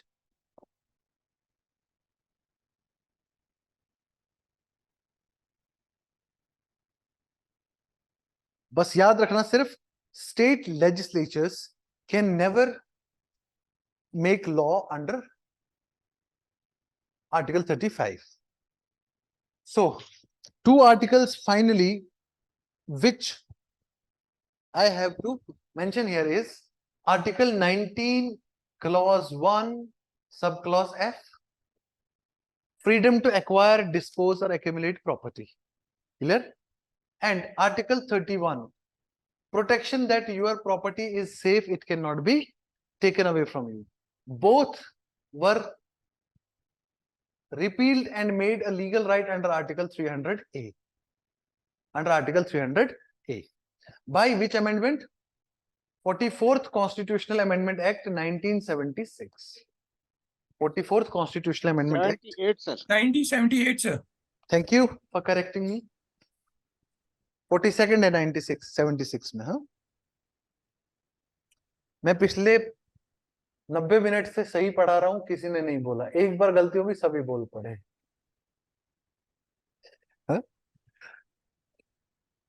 Personality development एक मेरा core area रहता है, जो मैं मतलब personality में आपकी, जब आप प्रीलिम्स मेंस क्वालिफाई करोगे ना, एक महीने में मैं आपकी पर्सनालिटी नहीं बना सकता, ठीक है? लेकिन whole throughout the year मैं आपको क्लास में बातों बातों में बहुत सारे टिप्स देता हूं, ठीक है? एक टिप ये भी होता है, you remain correct 99% of times, you'll remain unnoticed. You do one wrong thing, you'll be all through in the media. Okay? अब इसमें एक चीज ये करना होता है कि you need not to worry also. If you yourself are satisfied that you have not done anything wrong, ठीक है? You are in the media for wrong reasons. Don't worry, everything passes by. हर चीज गुजर जाती है, अच्छा बुरा हर वक्त जो है वो गुजर जाता है. तो इसमें एक तो स्ट्रेस कभी भी नहीं लेना, लाइफ को एज कूल एज पॉसिबल सोचना और समझना है, लाइफ को स्ट्रेस्ड अप नहीं करना है. नंबर 1. नंबर 2, जब भी कोई आपकी गलती सुधारे, ठीक है? इंटरव्यू में वो इंटरव्यूअर कभी कभी बच्चे को बोलते हैं you are wrong, you are wrong, वो डेलिबरेटली बोल रहे होते हैं. बच्चा सही भी होता है, बच्चा इमोशनल बोलता है no sir I have read it very properly. नहीं, when somebody is saying consistently that you are wrong, even if you are right, you have to admit. You have not to admit that I'm wrong. You have to admit that I will go back and recheck. But as far as I remember, it was this way, what I have read. So agreeing to your opinion, sir, I'll definitely go back to my home and I'll check. And if there is any requirement of updation, I'll update myself. Thank you. Get the point? These shall be the ways how you have to deal. Not in every situation. In every situation. Okay. एक बंदा दूसरे बंदे से पूछता है कि यार तू जिंदगी में इतना खुश कैसे रहता है, ठीक है? वो क्या कह रहा है उससे? बोला यार मैं बेवकूफों से ना बहस नहीं करता, मैंने जिंदगी में एक प्रिंसिपल बना लिया है, मैं कभी भी बेवकूफों से बहस नहीं करता, मैं बहस नहीं करता इसलिए मैं खुश रहता हूँ, ठीक है? उसने बोला नहीं मैं नहीं मानता तेरी ये बात, ये बकवास बात है. दूसरे ने क्या बोला? तू सही बोल रहा है. क्या बोला उसने दूसरे ने? तू, मतलब वो उसके साथ भी आर्गुमेंट में नहीं पड़ा कि मैं सही बोल रहा हूँ या नहीं बोल रहा हूँ, तू ही सही बोल रहा है, ठीक है? ये जो तू सही बोल रहा है प्रिंसिपल है ना, ये बहुत जबरदस्त प्रिंसिपल है, ठीक है? एज लॉन्ग एज कोई इतना ही ना मतलब हद पार कर जाए कि आप उसको, वो बोलेगा कि you are no more a human, you are an animal, उसको बोलो तू सही बोल रहा है, ठीक है? ये भी बहुत बड़ा पेन होता है कि आप अगले को हर बात पे बोल रहे तू ही सही बोल रहा है. पेशेंस की इतनी इंतहा कर देते हो, लेकिन पेशेंस की लिमिट्स भी डिफाइंड होनी चाहिए, ठीक है? हाँ, पर्सनैलिटी डेवलपमेंट पे हम बहुत बात करेंगे, फाउंडेशन कोर्स जब लॉन्च करेंगे उसके बाद, ठीक है? आपके साथ तो पहले हो चुकी हैं काफी बातें, और भी अगर करनी हो, अब आप मुझे प्री और मेंस निकाल के दो, बस अब मुझे आपसे पर्सनैलिटी डेवलपमेंट नहीं चाहिए, वो मैं आपका फिर एक महीने में रिफाइनमेंट कर दूंगा, क्योंकि you have spend a significant amount of time with me. ये लोग हैं अभी 1 2 3 4, ये 4 लोग या बाकी लोग जो हैं ये सारे अभी नए हैं, ऑनलाइन मोड वाले सारे नए हैं, ठीक है। 20 तारीख के बाद जो फाउंडेशन कोर्स में जुड़ेंगे वो नए लोग हैं, ठीक है। तो लेकिन comprehensively I will prepare you for, मतलब trust me, I have the capability individually to prepare you for whole civil services exam. मेरे को मेरा टाइम बाउंड करता है मुझे, मेरी ड्यूटीज एंड रिस्पॉन्सिबिलिटीज बाउंड करती है मुझे, but capability I have all the capability, because I know the system, I know the examiner nerve where he catches the nerve of the student, ठीक है। तो उसने आपको you need not to worry, ठीक है। so this was all for you in the fundamental rights section। अभी किसी को कोई क्वेश्चन पूछना है इसमें तो प्लीज आस्क मी। इसका सर, कल आपने आर्टिकल 22 में protection against arrest and detention में बोला था कि मजिस्ट्रेट के सामने 24 आवर्स में you have to like proceed within the 24 hours including between the including time yes. of travel. Is it including or excluding, sir, 24 hours? It is including, it is 100% including, and I will one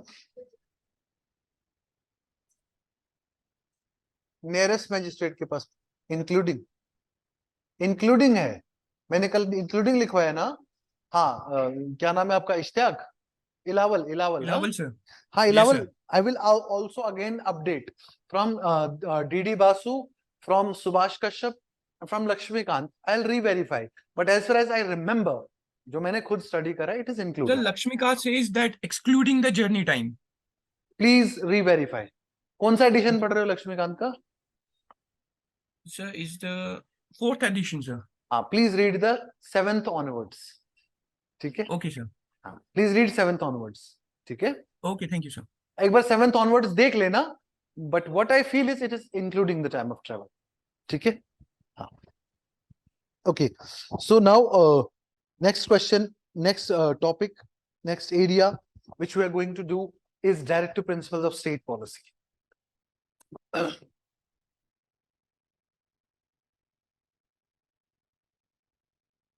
Directive principles of state policy, very important, because huge chances that you will get a question in mains, you'll get a question in interview, you'll get a question in prelims also, particularly when I say uniform civil code.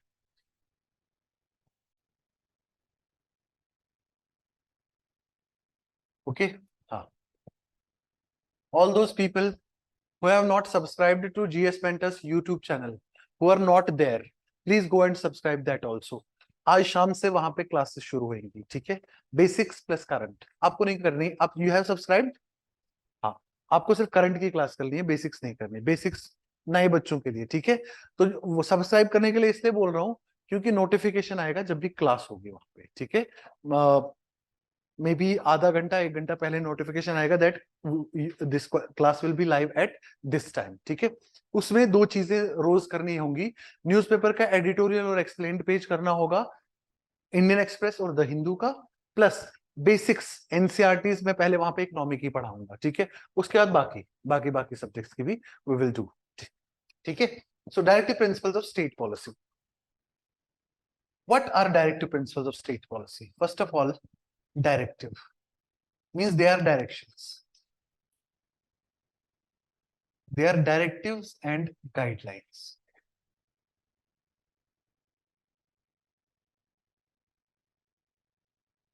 for state to follow, to be followed in public policy. In public policy, what is public policy? Public policy means policy formulated by public. Public word in political science means, in public administration, the word public means government.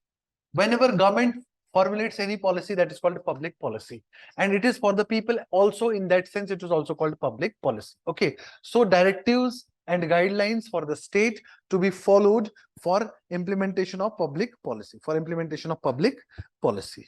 Directive principles of state policy in India have been not original work of Indian Constitution, Rather, they have been from the Constitution of Ireland. And that Ireland's constitution is called Irish Constitution. Okay, that is called Irish Constitution. And even in Ireland Constitution, Irish Constitution, they are not original. Where have the Ireland, where have they come in the Irish Constitution? They have come from to the Irish Constitution from Spain.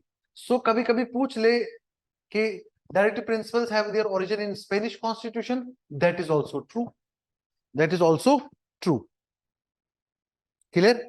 We have borrowed it from Ireland, Constitution of Ireland. Clear? Now, this is very important thing. It is said that Constitution makes always guidelines for citizens, always makes the superstructure, always makes the government, always makes the content for the executive, legislature, and judiciary. This directive principles gives guidelines to the state, which state must follow. It means it is trying to make state very welfareistic state. Clear that? So Dr. B.R. Ambedkar says that it is basically what? Directive principles is a novel feature of the Indian Constitution. Novel feature of the Indian Constitution. Directive principle is a novel feature of the Indian Constitution. Novel feature of the Indian Constitution. Please follow me. Conscience of Indian Constitution और soul of Indian Constitution किसको बोला गया?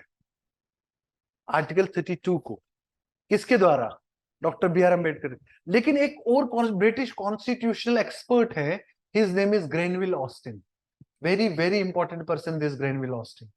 Okay, Granville Austin ने DPSP को बोला है conscience of Indian constitution.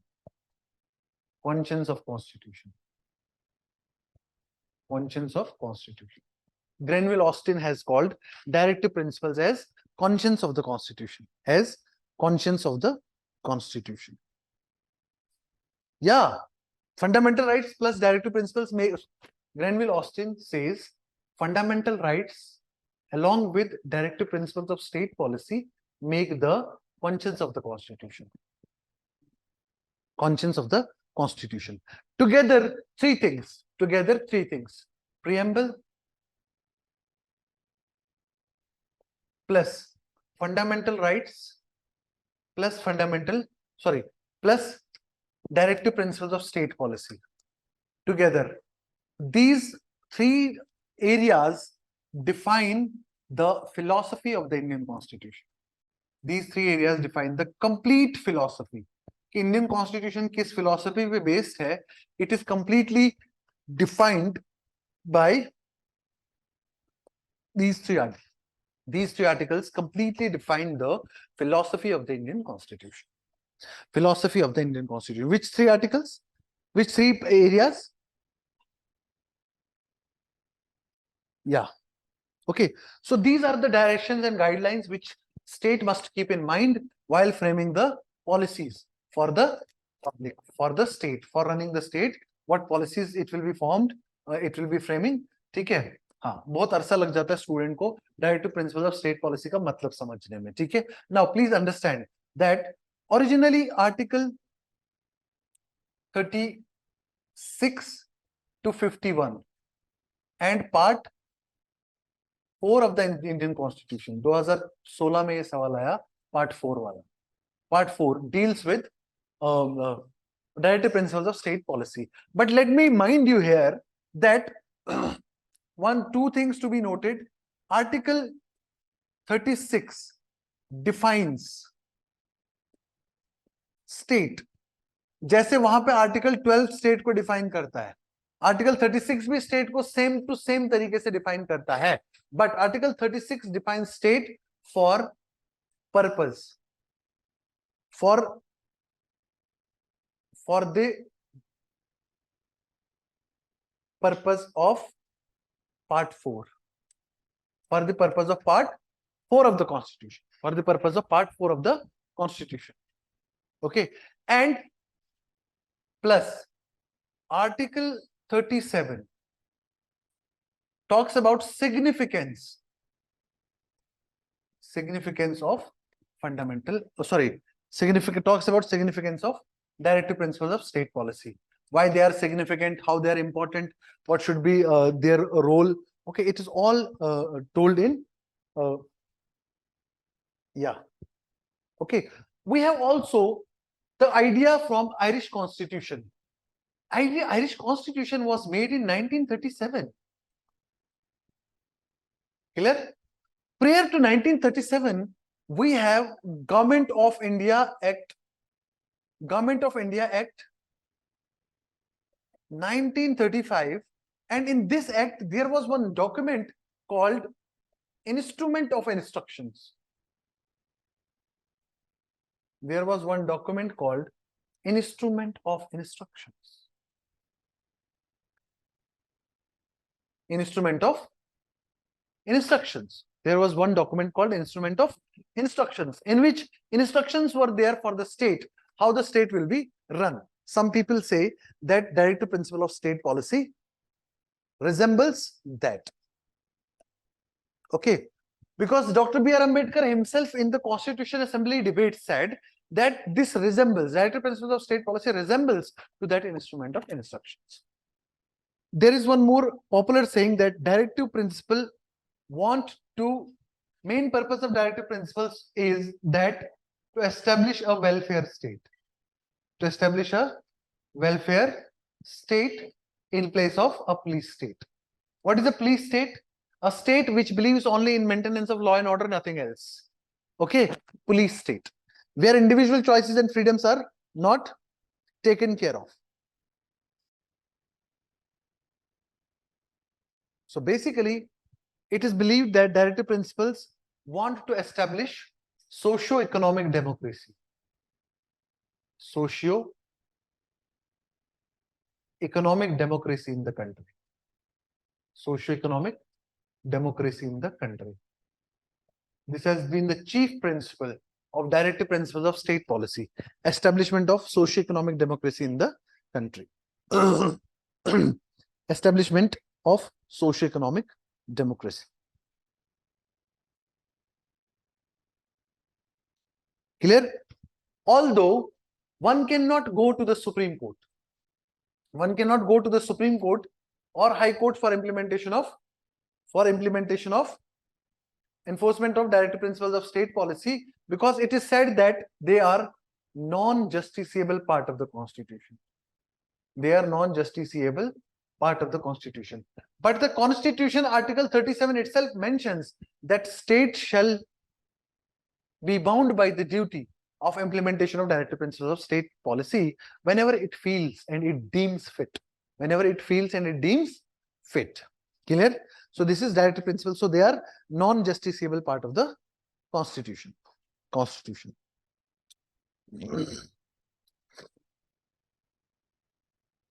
Okay.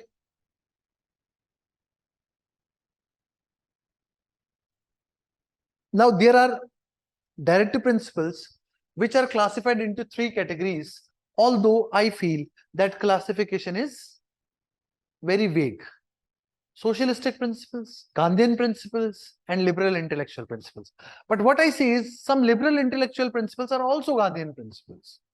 Some Gandhian principles are also socialistic principles, because Gandhian brand of socialism is reflected in that. So I feel that it is, I don't remember properly, but maybe in Lakshmikant that distinction has been made, which I feel very, not so to the point. Okay. So in all, basically, directive principles have been so many, but you have to see that where do these directive principles come from and what are the main things. Okay, now from Article 37 onwards,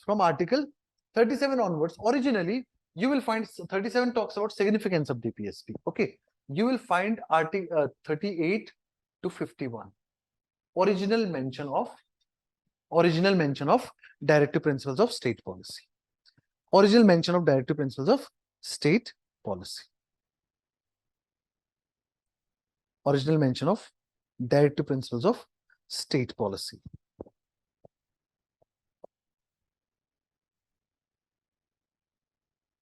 Okay. Now, the first and foremost Article 38. First and foremost is Article 38, which talks about what? Article 38, which talks about what? Promotion of welfare by securing social and economic order.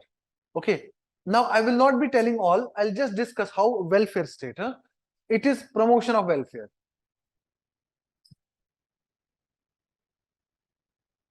Promotion of welfare. Promotion of welfare. This is Article 38. Article 38. Okay. Initially, only promotion of welfare was there. Later on, through one amendment, that is 44th Constitutional Amendment Act, promotion of welfare plus reduction of inequalities. This reduction of inequalities point was added 44th Constitutional Amendment Act. Okay, 44th Constitutional Amendment Act. Date you very well know. Okay. 44th Constitutional Amendment Act, 1978. Okay. Now, one more thing you have to understand here is that Article 39 has basically talked about so many opportunities. Okay.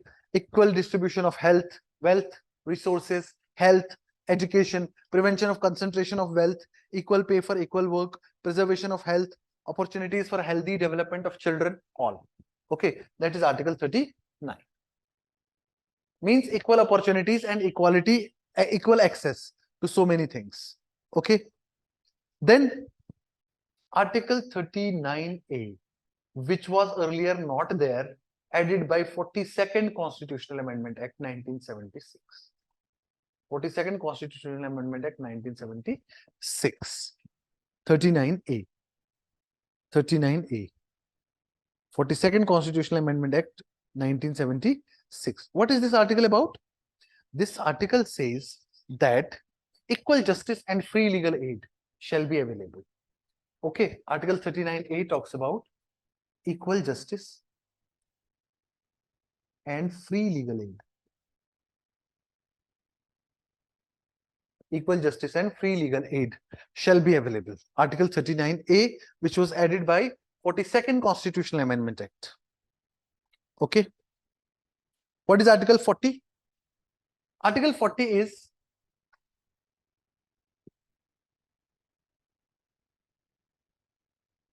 to organize village panchayats. अब village level की बात हो गई तो village के बारे में Mahatma Gandhi said villages are the torch bearers of the nation. The real India resides in the rural India. Village उनका हमेशा फोकस रहा. लक्ष्मीकांत ने क्या कर दिया, इसे गांधीयन प्रिंसिपल में डाल दिया. ठीक है.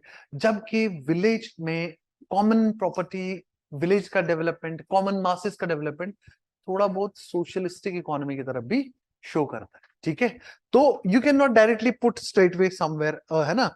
This is article 40 for you. Article 41 talks about right to work, education and public assistance. Okay, right to work, education and public assistance. Article 42 talks about just and human conditions at work. Just and human conditions at work. Okay, Article 43, living wages, standard of life, cultural opportunities. Article 43A, very important.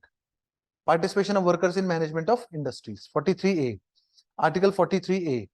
Participation of workers in management of industries. Okay, it was again added by 42nd Constitutional Amendment Act 1976.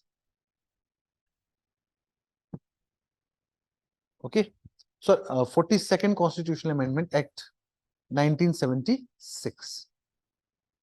42nd Constitutional Amendment Act 1976. Okay. Article 44, which is very, very important, talks about establishment of uniform civil code throughout the country. Article 44. जरूरी नहीं है सब चीज लिखो.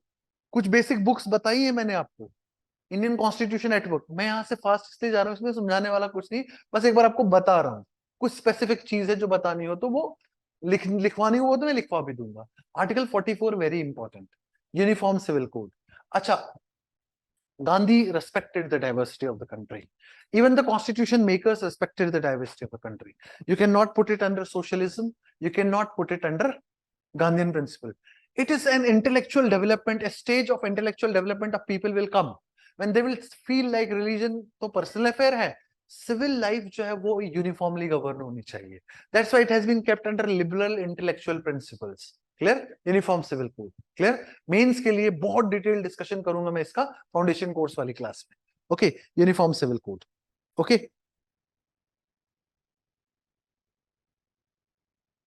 Just a second.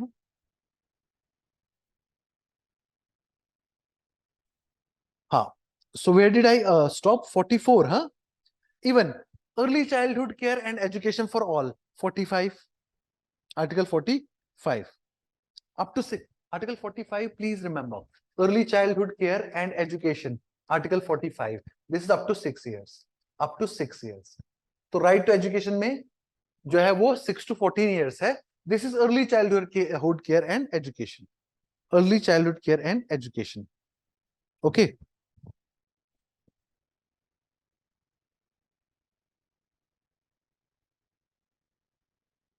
early childhood care and education, clear? Then you remember I told you yesterday cooperative societies. To establish cooperative societies, Article 43B, which was added by which amendment? 97th Constitutional Amendment of 2011. 11. हाँ, please ये कुछ important चीजें जो remember आपको याद रखनी पड़ेंगी, ठीक है। Then after 44, article 45 talks about what? Yes, बताओ, article 45 what is it about? The provisions for free and compulsory education for children. Up to 6 years. Okay. हाँ. And what is 46 about? Yes.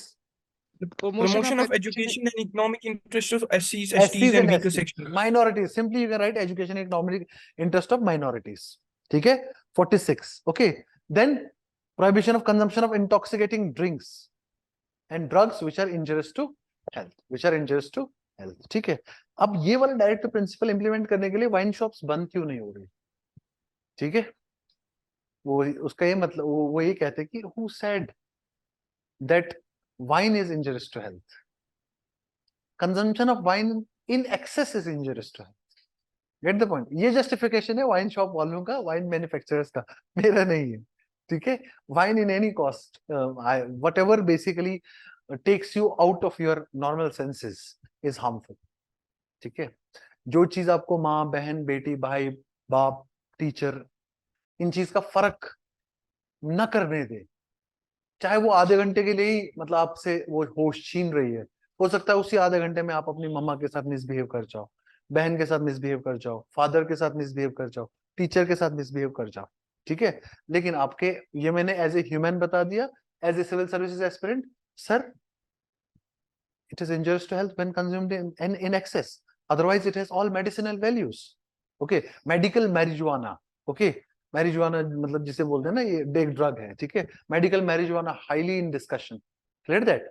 तो mains के time पे foundation course में हम इसीलिए मजा आता है उन क्लासेस में, उनमें ये वाली बातें होती हैं, ठीक है, उस टाइम पे हम अलग फिलोसफी में होते हैं, फिलोसफर होते हैं उस टाइम में। मैं जब आप मेंस की क्लास अटेंड करते हो आप सोचते हो यार और भी कोई फिलोसफर है फिर दुनिया में, एरिस्टोटल, प्लेटो और मैं ही तो है, ऐसा आपको लगता है, ठीक है, मेंस की क्लासेस में। ठीक है, तो कौन सा मैंने अभी आपको लास्ट बताया? हाँ, then also article 48, slaughter of cows, calves and milch draught cattle, इनका slaughter ban because of for improving their breed, article 48, article 48, 48A, okay, forest and wildlife, 48A, originally there was, it was not in the constitution but it was added by 42nd Constitutional Amendment Act.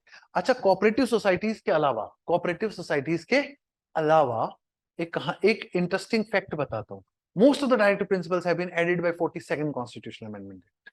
सिर्फ cooperative societies का याद रखना है अलग से, बाकी सारे almost जो एडिड हुए हैं, जैसे यही मैंने आपको बता दिया आर्टिकल 48A बता दिया मैंने आपको, ठीक है।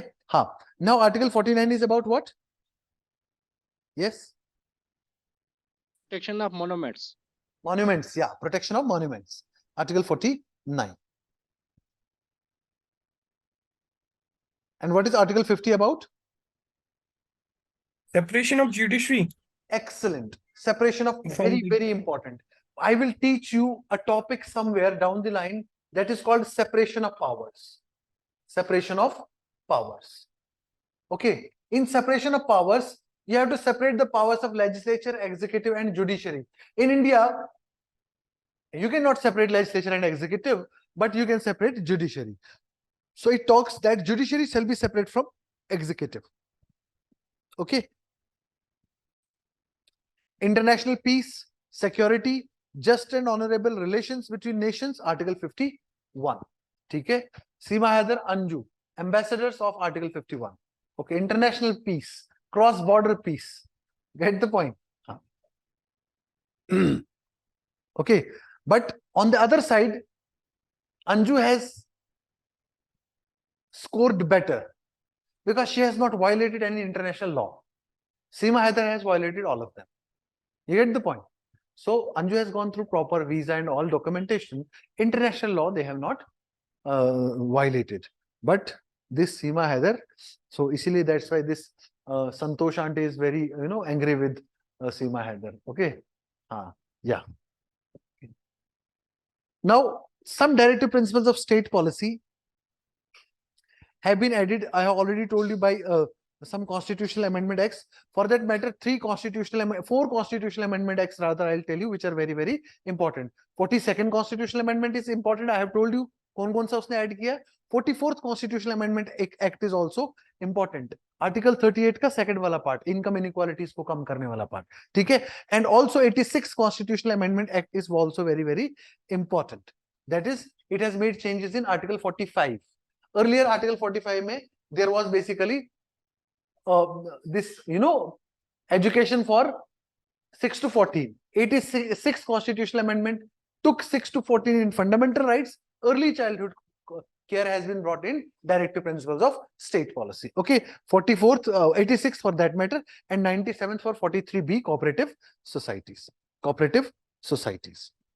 Now only one part is remaining, that is called directive principles and fundamental rights. In case both are in conflict, which one shall be the priority? This is the last topic of this chapter.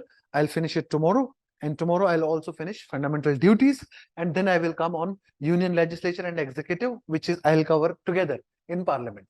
Okay, thank you. We'll meet again very soon tomorrow at the same time, 10 o'clock. Okay. आज क्या है? Wednesday है क्या या Thursday है? आज Thursday है. Great.